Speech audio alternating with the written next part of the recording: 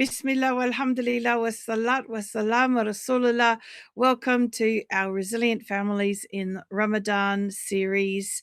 We have Asma'u all the way from Nigeria with us today on the topic of behind the behavior, there's a bond, and it's all about the emotional connection being key to teenagers' resilience. But before we get into that, what I would love to hear from Asma'u is for her to share a little bit about the amazing work they've been doing with this understanding with women in Nigeria, because I've seen a bunch of photos and heard a bunch of testimonials about how excited the women are about what they're getting from the work you're doing. So please share with us a bit of that excitement. Okay, Assalamu alaikum wa rahmatullahi wa barakatuh.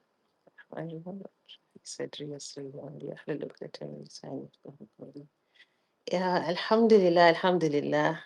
First of all, we must always say, we must always thank Allah for this blessing, because I see this as a huge, huge blessing for us and inshallah for the Ummah, because Mm, it's something that is just, it's something that's coming to change the whole of the way we see life, making us turn towards Allah, towards the way Allah wants us to live our lives, our relationships, our connection with Him.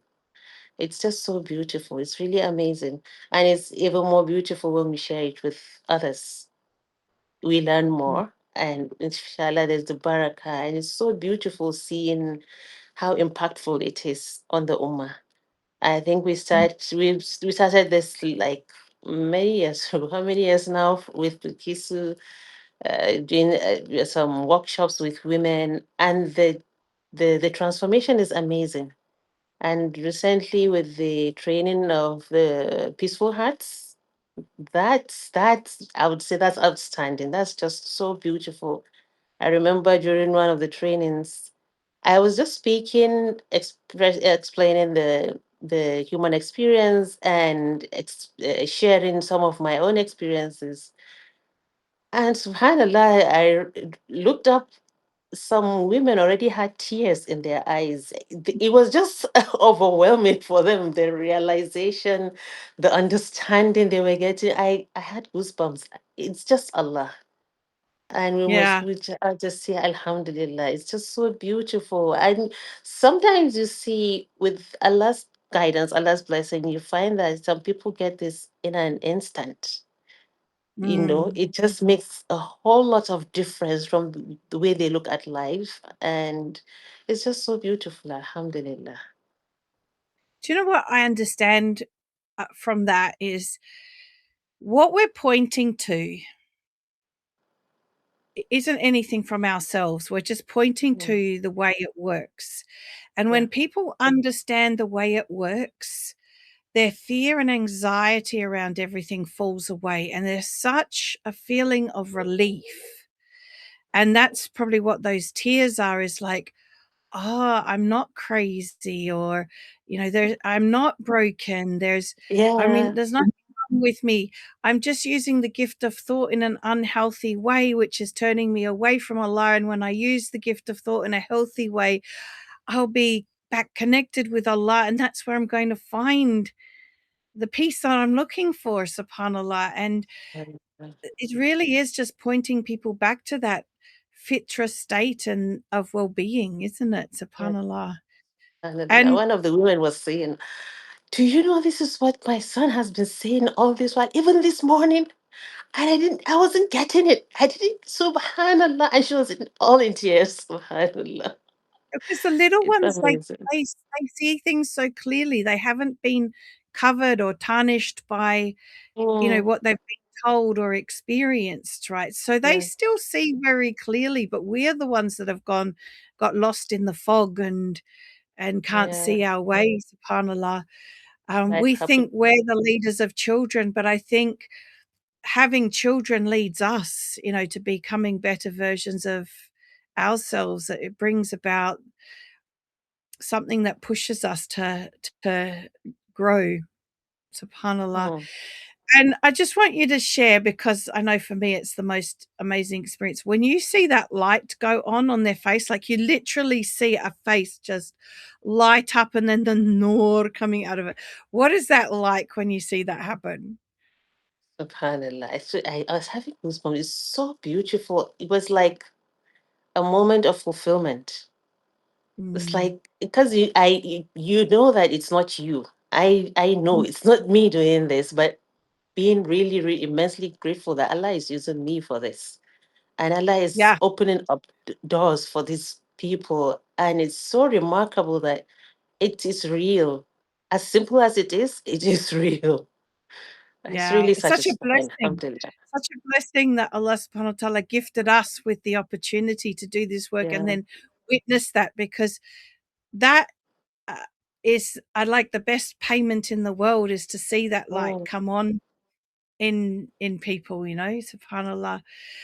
Jazakallah khair for sharing that, because I've been mm, uh, mm, really curious and waiting to hear more from you all, what it's been mm. like, because I keep getting FOMO. I wish I was over there doing it with you. It looks like so much fun the way what you're doing over there, Oh, mashallah, you are alhamdulillah. with us always. It's Maybe always a one bit day of like Catherine.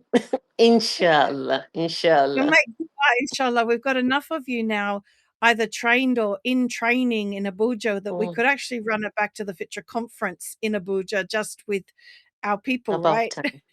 About Yeah, time. inshallah. Alhamdulillah. Yeah. Inshallah. Anyway, let's move on to your beautiful topic, because I liked the way it's described is behind the behavior there's a bond.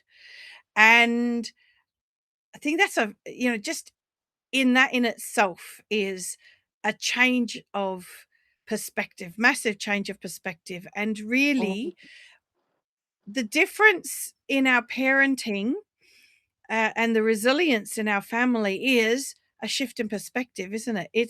It's not something other than something changes within us. Like Allah subhanahu wa ta'ala says, you got to change the condition within yourself, and then He will change our conditions. So I'd love you to share with us, when those words behind the behavior there's a bond, what does that mean to you, or how would you describe that for them to understand what we're pointing to? So I think it's easier using an example of an experience. But first of all, what you Mhm. shared just now, what is it of us? Yeah. Well, when we change what's within us, that is exactly what happened with me. Because during this, I think it was just during my, it was even during my training before I finished, I got certified. I learned about this. I've always been very interested in parenting teens, in teenagers, and all their shenanigans and their troubles, and and funny enough, I was experiencing one of those around the time. My daughter was then just in her teen, and having all the mood swings and all you could think of. She would come back from school and just the best I could get then was Assalamu alaikum or hello or how I'm back, and just off to her room, and that's it. Mm. I couldn't penetrate, I couldn't communicate with her. And that was, I think I have had other trainings before that. So the coach in me would just jump into coaching her, speaking to her, admonishing her, giving lectures. All those Mhm. would just frustrate her even more. And she would just be so See, mad. I Yeah, love the word you used, penetrate. So you were trying to penetrate, right? I was. I was doing my best to penetrate, but I would always meet a really, really rigid wall. There Yeah. was there's no route, no way to penetrate through. And it's one time you mentioned about, I learned something about this, and then I just thought, okay, let me just be trusting in the process. And I trust that I was having, that moment that you just surrender everything to Allah. Yep. I knew that this is beyond me. This is not about me. This is probably something she's going through. I don't know. I just know that Allah knows what it is and He will take care of it. So I would trust the process and trust what Catherine taught me. So let me just use that. And she came back, and that day she was really, really moody, really looking really sad and angry at the same time.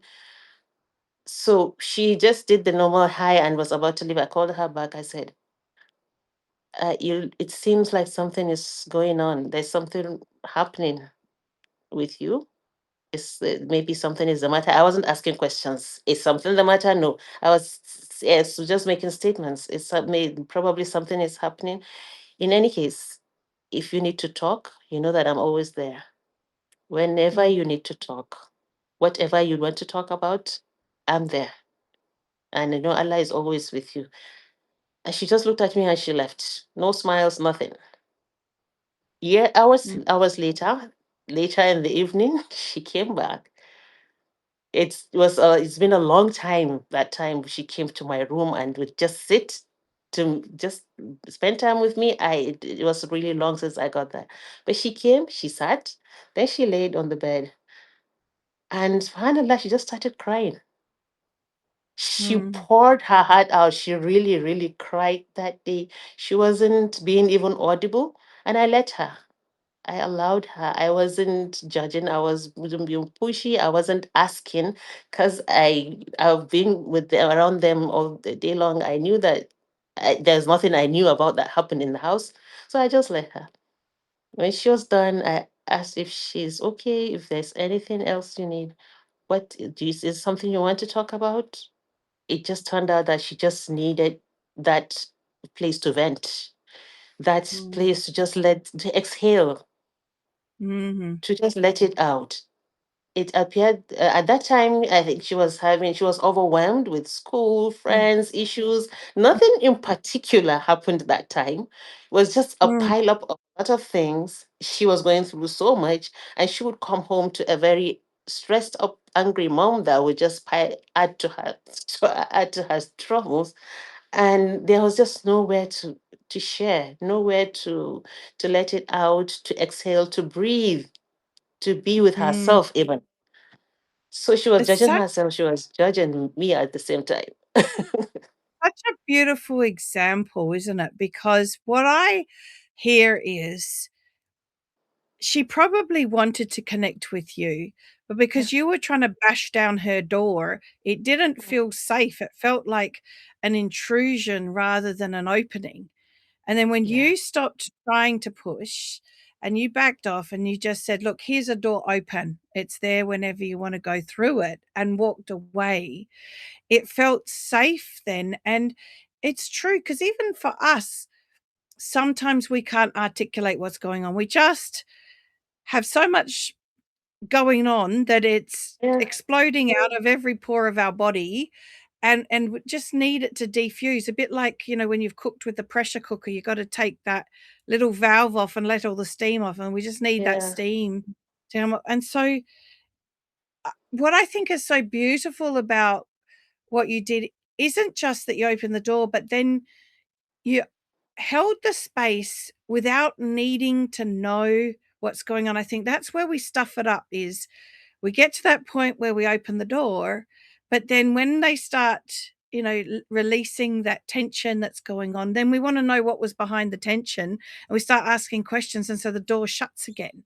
And you didn't yeah. do that. You just held the space, let her have her moment, let her know you're still there if she needed more, but you are happy to let her go without Yeah. you ever knowing what it was. Because we actually Mm. don't need to know, because if we need to know, they'll say something in that moment. I think that door she had probably she knocked that door a number of times before then, before Allah Mm, blessed me with the wisdom to handle it that way. And even if mhm. I had allowed it open at the time before then, I think I may have my maybe ego wouldn't have let me just listen, Yep. allowing, just surrendering, having that tawakkul, trusting in Allah, letting Him handle everything. Because I don't know the how. He handles it. It's his thing. It's even if I try, I would just mess things up. So having that Mm, tawakkul, working on myself first and just yeah. holding space for her is what actually made it all too beautiful. I think the other thing that's so beautiful about what you're sharing is, and it comes into the category of the tawakkul, is trusting that if there's something about the situation you need to know, Allah subhanahu wa ta'ala will make sure it is revealed to you one way or another. And Yeah. so trusting that means that you can relax into, I just need to be here.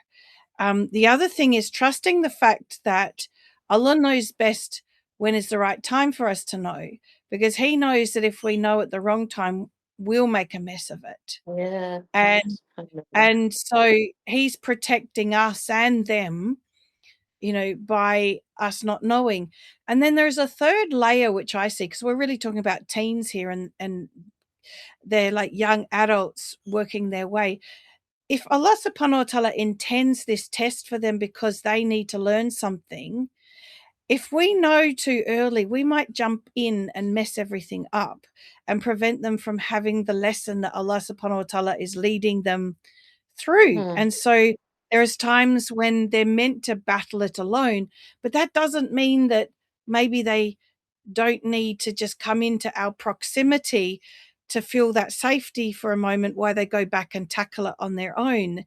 That maybe they just need to be in our presence to feel that resilience that they can do it, so that they can go back and do it. We don't need to know, we don't need to intervene, we don't need to be a part of it. We just need to be aware in the given moment that our presence can be enough. Yeah. And just be there, be holding, be with the trust that Allah has put in our hands, the amana, that role. I think at that time in this kind of situation, for me, fulfilling that role is just me holding space, me being there, not being Mm, the all too judgy, all too many questions, the being the adult here, just being there, just being supportive and just letting them know that you're there. You support them with either which way, whatever mm. the case.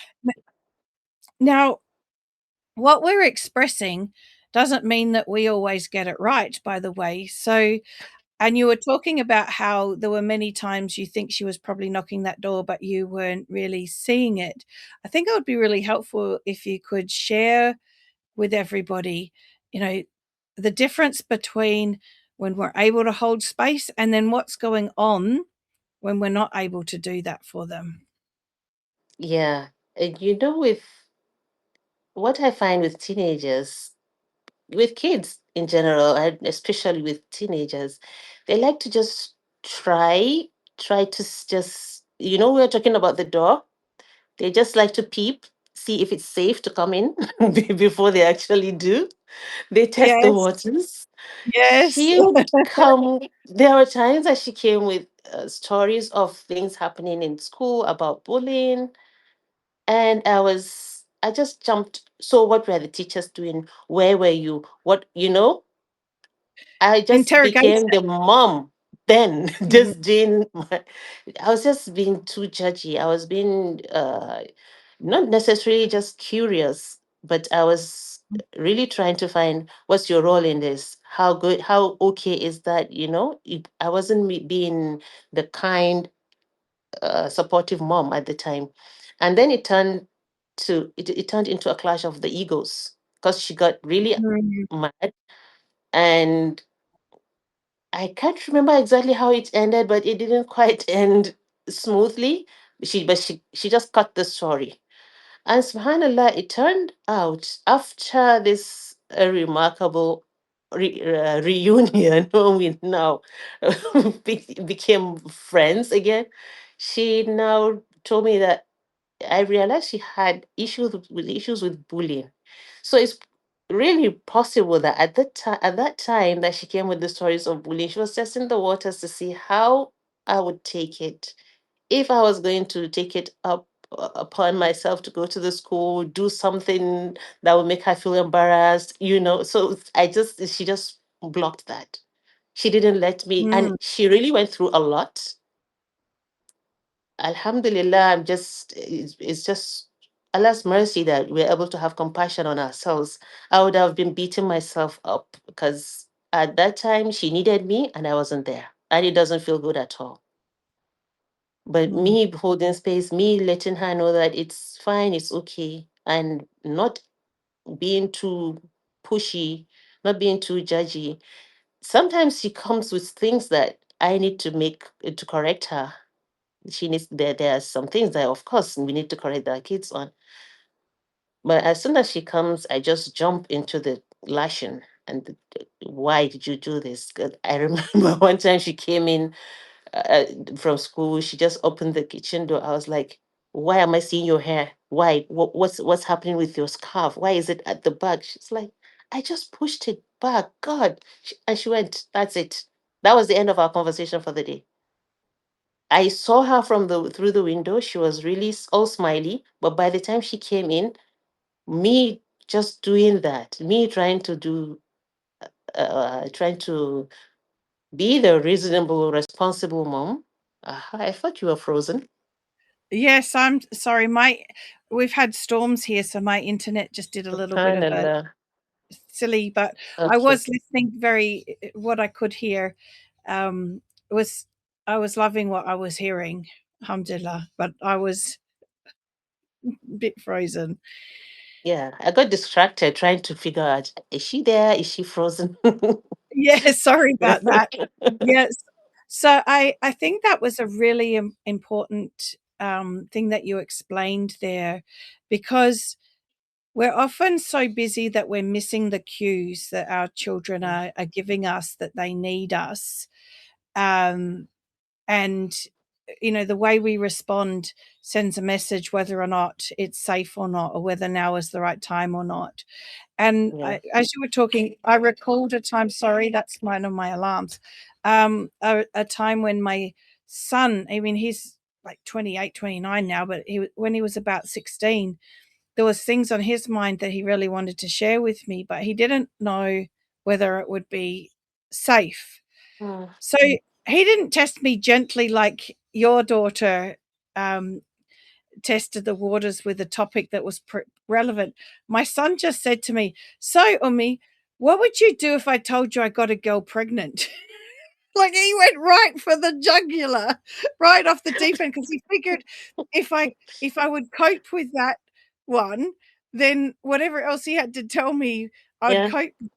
And alhamdulillah, I was very active in this form of parenting now, and part of a support group where we were having regular sessions. So it was always in the forefront of my mind about, not reacting and connecting and listening and all of that sort of thing. And um, so I didn't react. I said, okay, um, well, we would just have to figure it out, wouldn't we? Yeah. And he goes, "It's okay. That hasn't happened." And I went, "I'm glad." Oof. And and he didn't open up to me at that time. It was further down the track, and what it was about was something pretty serious, and so I guess that's why he wanted to test me with something Yeah. serious.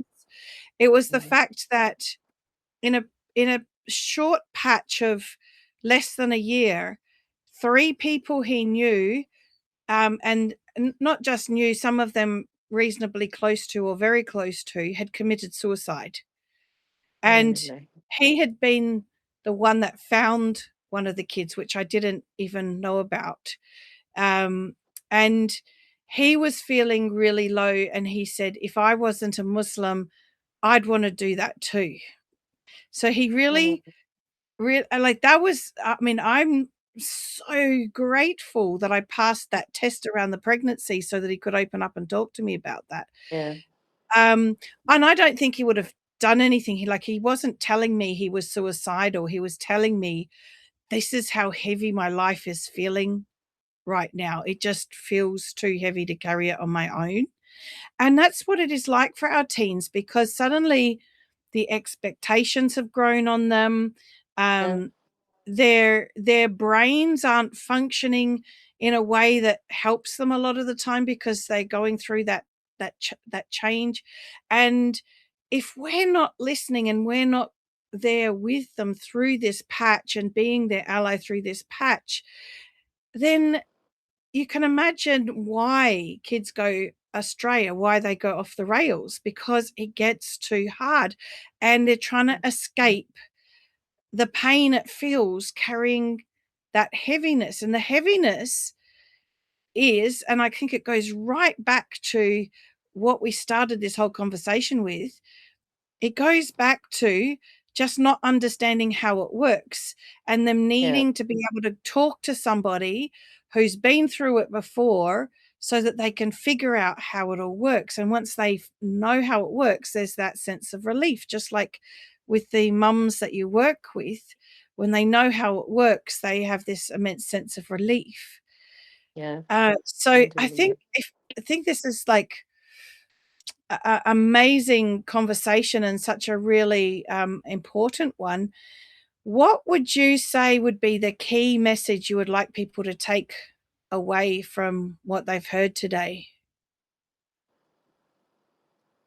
Alhamdulillah, this is all uh, on I think the way we do this here is all within the scope of Islam.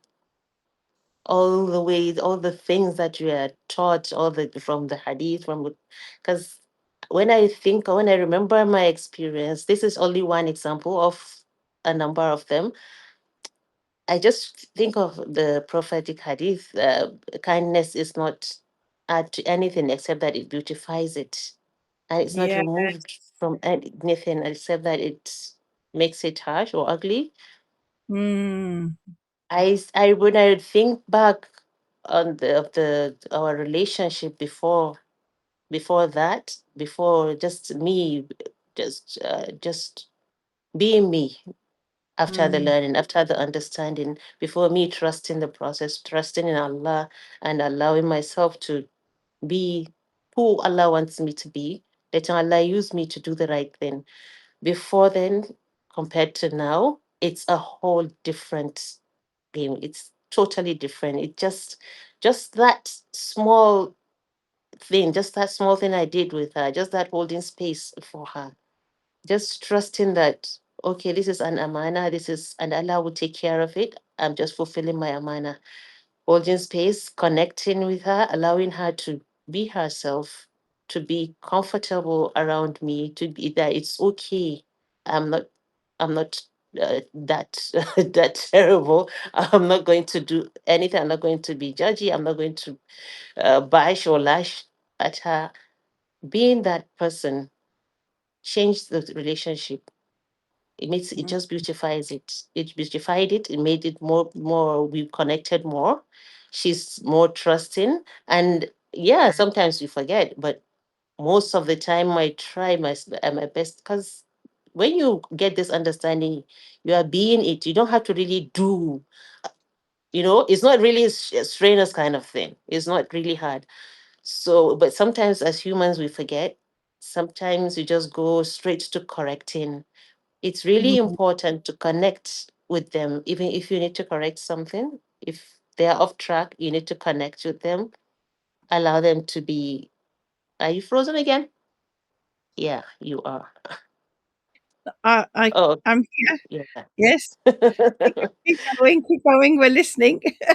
Okay. So just trying to connect with the teenagers. It's really really important, because I find that was my first daughter, and there are three that come after her, and each one I've had different experiences with them, Mm, and of course some are even, because they all have different personalities.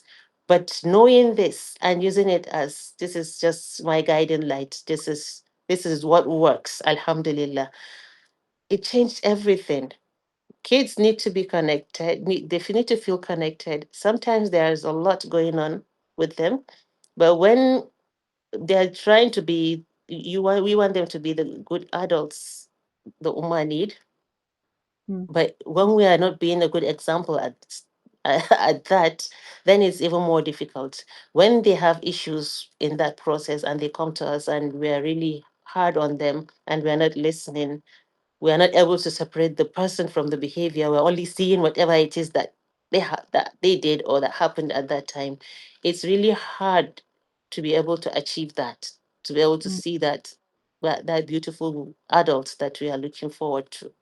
So connect before you correct, and really just be there for them. They are an amana, a beautiful one at that. Alhamdulillah.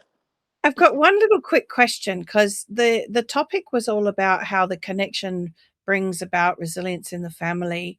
Have you noticed your children being more resilient now that they have you as their rock?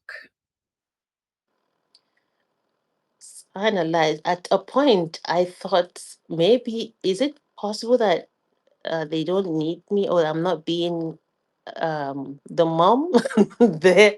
Because there are so many times that they would come to me for just frivolous, trivial things. Mm, And it was just, I now in hindsight, it's like they were just looking for my attention.